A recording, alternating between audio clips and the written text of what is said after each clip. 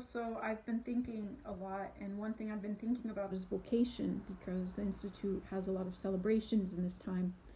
And I've been thinking about how people are confused often and think that a vocation is the answer to the question, what do I want to be when I grow up? How am I going to be happy? How am I going to fulfill my dreams? What do I want to do? And in reality, the only choice that a vocation presents to you is to respond or reject Jesus' call. Jesus says in the scriptures, in fact, it is not you who have chosen me, but I who have chosen you. Now go and bear fruit that will last. And Jesus doesn't say this because he wants us to be slaves. In fact, in that same passage, he talks about how he calls us to be friends, but rather because Jesus has a certain path that is going to bring us to that ultimate happiness and that joy that the world cannot give, that is union with him, and that will only be fully manifest in eternity, hence hope.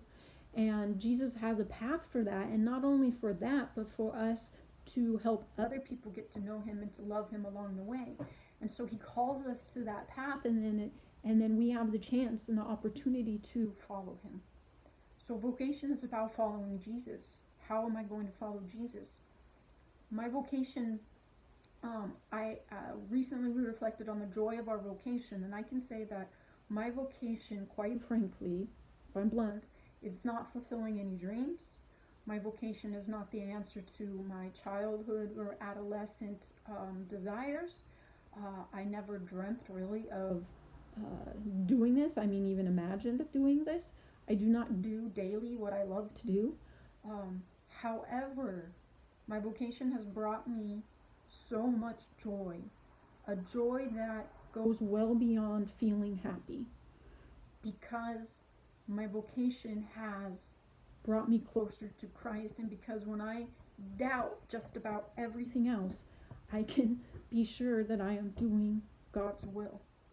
And so my hope is in the fact that one day this veil of tears is going to be torn aside, and it'll just be me and my Jesus and all of you. And that is the hope that we all have, and that is the hope that a vocation can give us. So we need to ask ourselves today, not what do I want to do, but rather, what does the Lord want me to do? And how is the Lord calling me to be happy today? Even though in the moment it might require great sacrifice, it is the path to your happiness and to your holiness. And so I know so many of you know this better than I do. So let us go and spread this